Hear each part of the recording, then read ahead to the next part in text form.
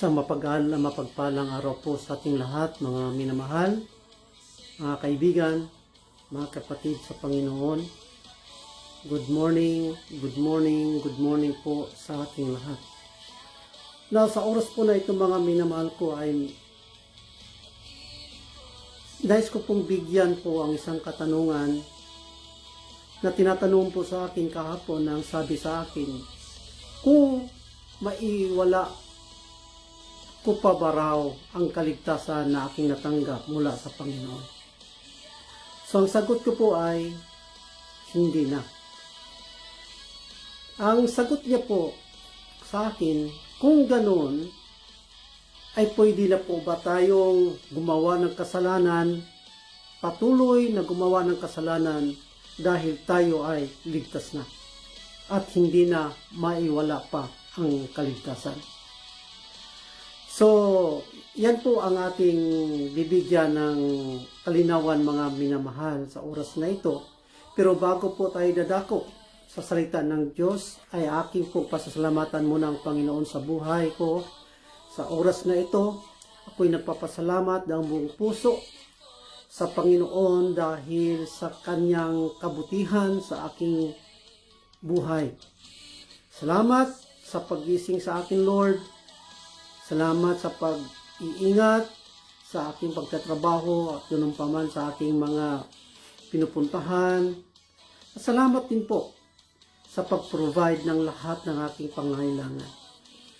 Salamat na andyan ka palagi sa buhay ko, Lord. Sa mga minamahal ko, samahan niyo po ako sa oras na ito. At pakinggan niyo lang po, wag lang po kayong magalit sa akin. Wag niyo po akong huwag po kayong magkaroon ng sama ng loob sa akin dahil sa sasabihin ko sa oras na ito. So, ako po ay magsasalita hindi po sa ganang akin, mga minamahal ko, kundi tayo po ay babasa sa salita ng Diyos. Na ako'y titiyakin ko po sa inyo, mga minamahal ko, na ako po ay hindi magtuturo sa inyo upang dalhin po kayo sa kapahamakan.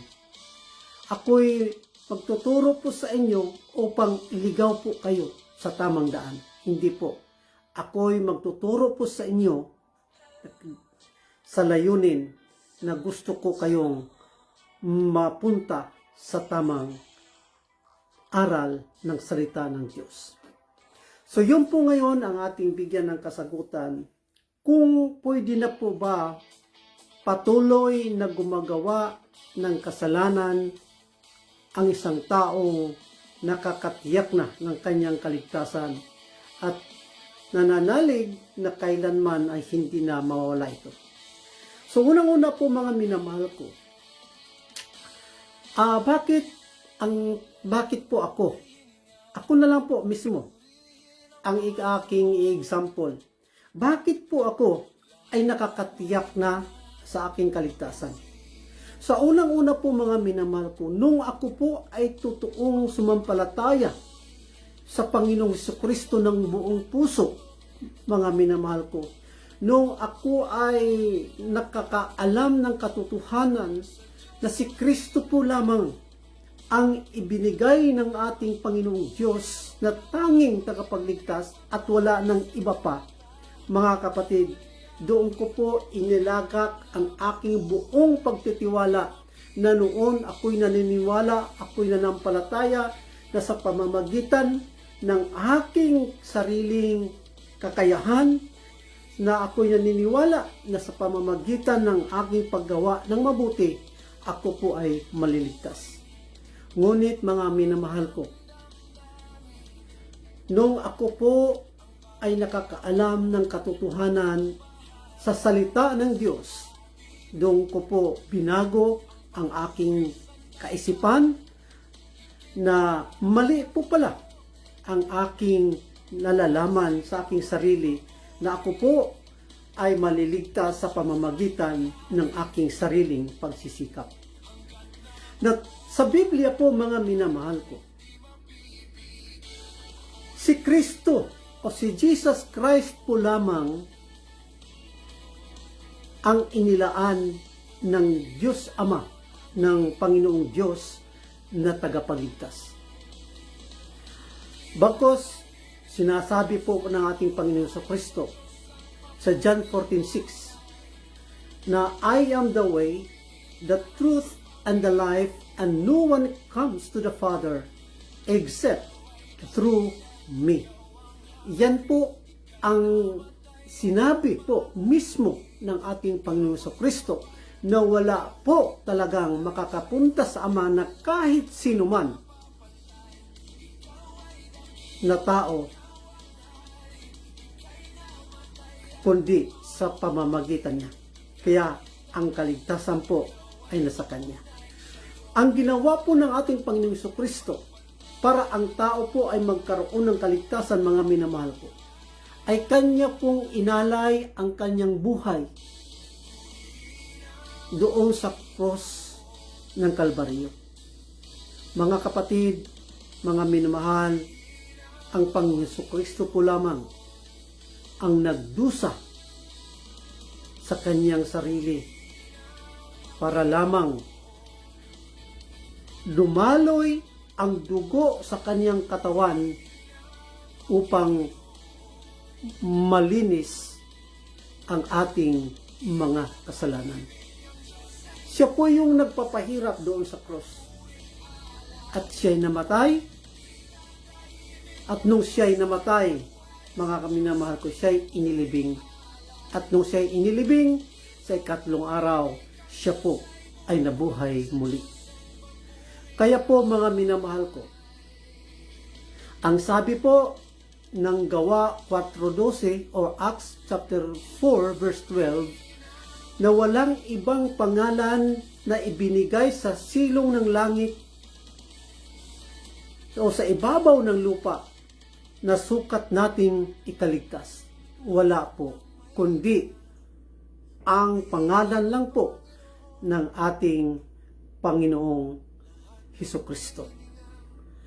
Mga minamahal, kaibigan, ang Panginoong Hesukristo po lamang ang tagapagligtas ng buong sanglibutan. Kaya po nagkaroon po ako ng katiyakan ng aking kaligtasan po, mga minamahal, mga kaibigan. Dahil po, ako po'y nanampalataya, ako'y nananalig po sa ating Panginoong Kristo ng buong puso na siya lamang ang aking tagapagligtas. Na siya lamang ang aking Panginoon, na siya lamang ang tanging magbibigay sa akin ng kaligtasan. Kaya po ako ay makatiyakan dahil sa Kanya lamang ako nakakita ng pagtitiwala na siya'y magligtas sa akin.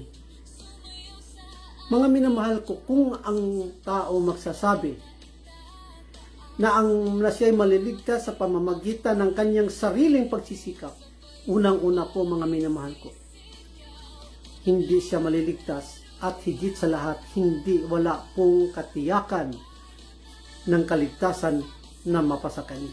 Dahil ang tao, kahit anong gawin niya, siya po ay talagang likas na makasalanan. Na ang mga minamahal ko, bakit po ako nakakatiyak? Bakit nung ako ay niligtas ng Panginoon Kristo sa pamamagitan ng aking pagtanggap, pagsampalataya sa Kanya, bakit ako po'y nakakatiyak na ng aking kaligtasan? Bakit sinasabi ko po na ako po ay hindi ko na maiwala ang kaligtasan sa akin, na nasa sa akin, bagkus ako po ay nagkakasala pa? Mga minamahal ko, ganito po kasi ang pangako ng Diyos, no? Ang pangako ng Diyos sa Juan, na John chapter 10, kung alam po kayo, o meron po kayong mga Bible dyan, mga minamahal ko, buksan po natin sa John chapter 10, verse 28. Mga minamahal ko, ito po ay mismo ang ating Panginoong Kristo ang nagsalita po nito. Again, John chapter 10 verse 28 na nagsabi dito, at sila binibigyan ko ng walang hanggang buhay. At kailanmay hindi sila malilipol at hindi sila aagawin ng sinuman sa aking kamay. Verse 29, ang aking Ama na nasa kanila ay nagbigay sa akin ay lalong dakila kaysa lahat at hindi sila maaagaw ninuman sa kamay ng aking Ama. So, hallelujah, praise the Lord, dahil napakaganda po ng binitawan ng salita ng ating Panginoong Kristo na siya po nangako, pangako niya po ito mga minamahal ko. Pangako niya ito sa mga taong binigyan niya ng buhay na walang hanggan. Na ang sabi niya, and I give unto them eternal life, and they shall never perish, neither shall any man pluck them out of my hand. Mga kapatid, kaibigan, tingnan po natin yung salitang, they shall never. May mababasa po tayong never perish. Na pag sinasabing never perish, mga kapatid, ay hindi na po talaga malalaglag. Never. Kaya never. Pag tayo nagsasalita na never, ay tiyak po tayo na hindi talaga, no? Pero minsan, may pagkakataon na hindi natin matupad yung ating binibinitawan na pangako na never. Pero mga kapatid, kaibigan, dito sa salitang ito, ang Panginoong Diyos na mismo ang nagsasabi. Siya nangako na pag ang Diyos po ay nangako, hindi na po ito matutupad ito at kailanman hindi ito magbabago sa Kanya. Pag sinasabi niyang, and they shall never perish, neither shall any man pluck them out of my hand, mangyayari po yan na wala na po talagang makakaagaw pa sa kamay ng anak, Diyos anak, at sa kamay ng Diyos Ama.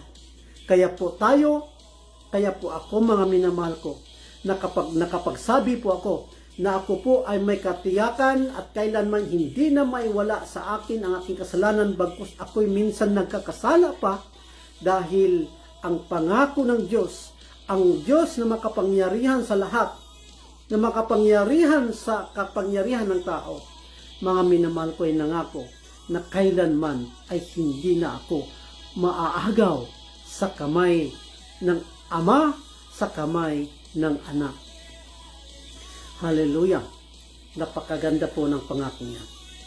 Now, ano po ba ang ibang talata po na makapagbigay po sa atin ng katiyakan ng ating kaligtasan, mga minamahal ko? Na ating buksan po ang Ephesians chapter 1. Ephesians chapter 1 verse 13. Na ganito po ang pagkasabi, mga minamahal ko.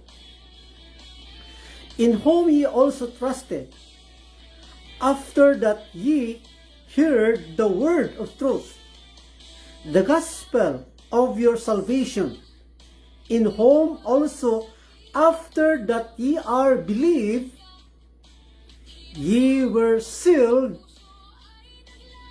with that Holy Spirit of promise. Mga minamahal, kaibigan, pag ang isang tao na sumampalataya ng buong puso sa Panginoong Kristo, siya po ay tinatakana ng banal na Espiritu. Merong tatak na po tayo, mga kapatid, kaibigan. Ang tatak po na ito na sa atin, ito po ay tatak ng pagkilanlan na tayo'y sa Panginoon na talaga. Hindi na tayo hindi na tayo mga minamahal ko makawala pa dahil ang nagtatakpo nito ay ang Diyos. Mga minamahal ko, ang isang bagay, kahit saman tayong husgado, pag yan po ay tinatakan, sinilyuhan na, hindi na po yan magbabago. Pag sa hari po, mga minamahal ko, sa paano dati sa unang panahon, mga minamahal, pag merong tinatakan ang isang hari, na pag sinasabi niyang, okay, patayin nyo parusahan ninyo ang aking anak ng kamatayan, pag di tinatakan niya mga kapatid, hindi na po yan magbabago. Kung ganun ang nangyayari sa kanya, sa hari, sa kanilang prinsipyo, mga minamahal ko, how much more kung ang Diyos na ang magtatak sa atin? Hindi na po tayo makakawala. Ngayon, kailan po ba maiwala ang tatak na ito? Ang tatak po ba na ito ay maiwala ng tao kung siya ay nagkakasala? Now, kailan pa ito mawala sa tao, mga minamahal ko? Now, babasahin po natin sa Ephesians chapter 4, verse 30, mga minamahal. Ephesians chapter 4, verse 30 na sinasabi po dito. At huwag ninyong pighatiin ang Espiritu Santo ng Diyos, na sa Kanya kayo'y tinatakan hanggang sa kaarawan ng pagkatubos. Mga kapatid, ang tatak po na ito ay hanggang sa kaarawan ng pagtubos. Kailan po ba mangyayari ang kaarawan ng pagtubos, mga minamahal? Mga minamahal ko, pag ang Panginoong Kristo bumalik na dito at tayo'y kukunin niya papunta sa langit kasama niya, yan na po ang araw ng pagtubos. At dahil tayo ay nasa piling na ng Diyos, yan po, doon na po na huminto ang tatak na yon, dahil tayo'y nasa langit na at tayo'y wala na sa lupa.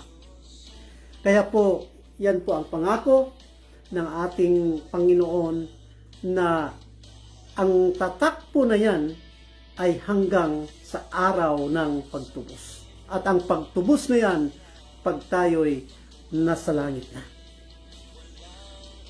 Yan po, mga marami pa po tayong talata, pero yan lang po ang ating munang ibibigay sa inyo bilang patunay po, mga kapatid, kaibigan ko, na ako po ay nakakatiyak na aking kaligtasan, do ako po ay minsan nagkakasala. Mga kapatid, kaibigan ko, ang pagkaroon ng kaligtasan ng isang tao, ang pagtanggap ng kaligtasan ng tao sa kanyang sarili, ay hindi po nangangahulugan na hindi na po tayo magkakasala. Nagkakasala pa rin po ba tayo? Pero kahit ligtas ka man o hindi, mga minamahal ko, ay nagkakasala pa. Ako, inaamin ko po sa aking sarili na minsan po ako ay nagkakasala sa aking isipan, na minsan din sa aking pananalita, at minsan din sa aking mga gawa. Pero hindi po ito nangangahulugan, dahil sa kasalanan ito ay maiwala ko na po ang kaligtasan na sa akin. Dahil ako po ay secured na po sa kamay ng Diyos. Ako po ay tinatakan na ng banal na Espiritu, at kailanman ang tatak na ito ay hindi maiwala sa akin hanggang sa ako'y dadalhin sa langit. Ngayon po, mga kapatid, kaibigan, ang tanong po, huling tanong, kung ganun, Brad, dahil ligtas ka na, pwede ka na palang magpatuloy sa pagkakasala, kay hindi naman po pala mawawala ang kaligtasan. So, mga kapatid, kaibigan, yung ganong klaseng mga opinyon ng tao ay malaking kamalian. Dahil ang isang tao hindi po iniligtas ng Diyos para gumawa ng kasamaan.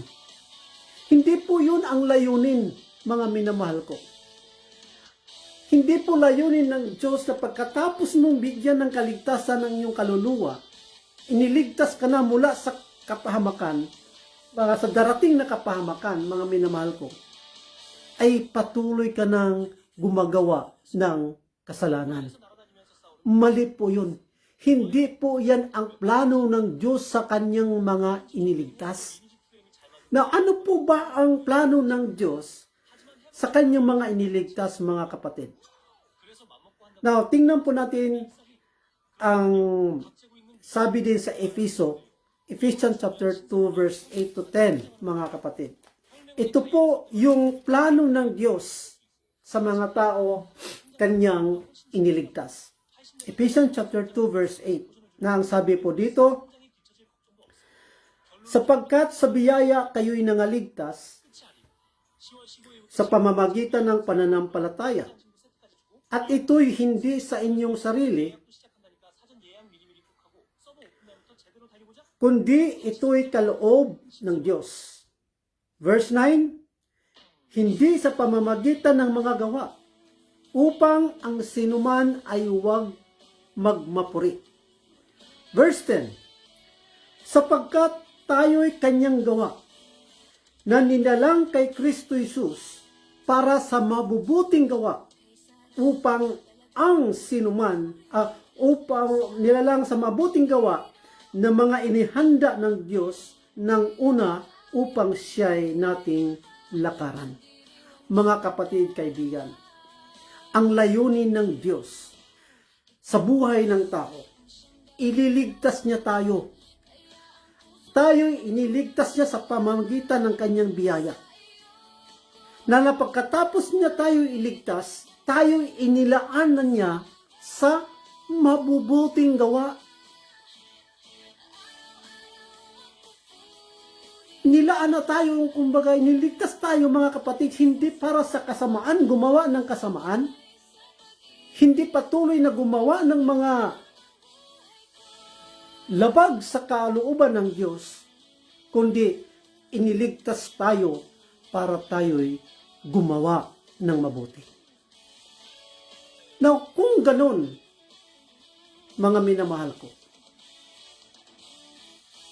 kung meron mang mga tao na pwede na pala ako'y nang sumasampalataya, Brad, kaya dahil ako'y ligtas na, gagawa na ako, mang-hold up na ako, magnakaw na ako, papatay na ako ng tao, mang-rape na ako, dahil hindi na maiwala sa akin ang kaligtasan. Mga minamahal ko, pag yan ang prinsipyo ng tao sa kanyang sarili, hindi po siya totoong ligtas. Hindi po siya tunay na sumampalataya sa ating Panginoong Hesukristo. Dahil ang totoong sumasampalataya sa ating Panginoong Hesukristo, ang totoong tumanggap sa ating Panginoong Hesukristo, mga minamahal, siya po ay babaguhin ng Diyos ang kanyang buhay. Yan po ang sinasabi sa 2 Corinthians chapter 5 verse 17, if any man be in Christ, he is a new creature. All things are passed away, behold, all things are become new. So yun po, mga minamahal ko, na pag sinasabi po natin na tayo'y ligtas na, mga kapatid, at hindi na maiwala natin ang ating kaligtasan, tayo'y gumagawa na ng kabutihan. Do tayo ay nagkakasala pa. Ang ating laman, mga minamahal, nagkakasala pa ang ating laman. Kaya, habang tayo ay nandito sa mundong ito, ay hindi po talaga natin maiwasan na tayo ay magkakasala kahit na tayo ay pinanahanan na ng banal na Espiritu. Mga kapatid, kaibigan, ang isang taong nasa Panginoong Hesukristo ay meron na po siyang Holy Spirit na nananahan sa Kanya. And in fact, we are the temple of God. We are the temple of the Holy Spirit. Kaya, ang banal na espiritu na. Siya na yung nagmaniobra, siya na po yung nagga-guard po sa atin upang tayo'y makakaiwas sa mga kasamaan na gagawin. Ang tunay na Kristiyano po, mga minamahal ko, do siya ay nakagawa ng kasalanan, ay meron po siyang konsensya. Hindi po siya mapapalagay sa kanyang sarili pag siya'y nakagawa ng kasalanan sa kanyang kapwa. Hindi po niya mapapalagay. Pero pag ang isang tao na hindi totoong ligtas, walang konsensya, at siya pa ay ikinagalak niya pa kung ano ang kanyang nagawang kasamaan. Kaya po, mga minamahal ko, yung mga tao na nagsasabi na pwede na akong gumawa ng kasalanan dahil ako'y ligtas na, yan po ay isang patunay po lamang na sila po ay hindi tunay na pinanahanan ng banal na espiritu. Sila po, yan po ang patunay na tunay nga na sila po ay hindi pa nakatanggap ng kaligtasan ng galing sa Panginoon. Kaya po, mga minamahal kaibigan, ang isang Kristiyano ay tinawag para sa kabanalan at hindi para sa kasamaan. Now, let me read the last verse, mga kapatid, na ibibigay ko sa inyo sa 1 Thessalonians chapter 4, verse 7. Ito po yung huli po nating babasahin, mga kapatid. Sapagkat, again, 1 Thessalonians chapter 4, verse 7, sinasabi po dito, sapagkat tayo'y tinawag ng Diyos, hindi sa ikarurumi, kundi sa pagpapakabanal. So mga kapatid, kaibigan, ang isang tao na binigyan ng Diyos ng kaligtasan, ang isang tao na nakatiyak na sa kanyang kaligtasan, siya po ay tinawag ng Diyos, hindi sa ikarurumi, kundi sa pagpapakabanal. So maraming salamat po, nawa po ay nalilinawan po tayo sa mga taong na-confuse pa sa tinatawag na assurance of salvation or OSAS, mga kapatid, na once saved, always saved. Yan po ay tunay nga na mabasa natin sa Biblia. Do ang OSAS o ang once saved, no word, once saved, always saved ay hindi natin mababasa literally, mga kapatid, pero po iyan po ay ating mapapatunayan at napatunayan na po natin yan sa mga talata na ibinigay ng Panginoong Hesukristo sa atin. Maraming salamat po. Pagpalain po tayo ng pong may kapal at ang pag-iingat ng Diyos ay mapasa ating lahat, mga kaibigan, kapatid ko, saan man tayo naroroon. God loves you.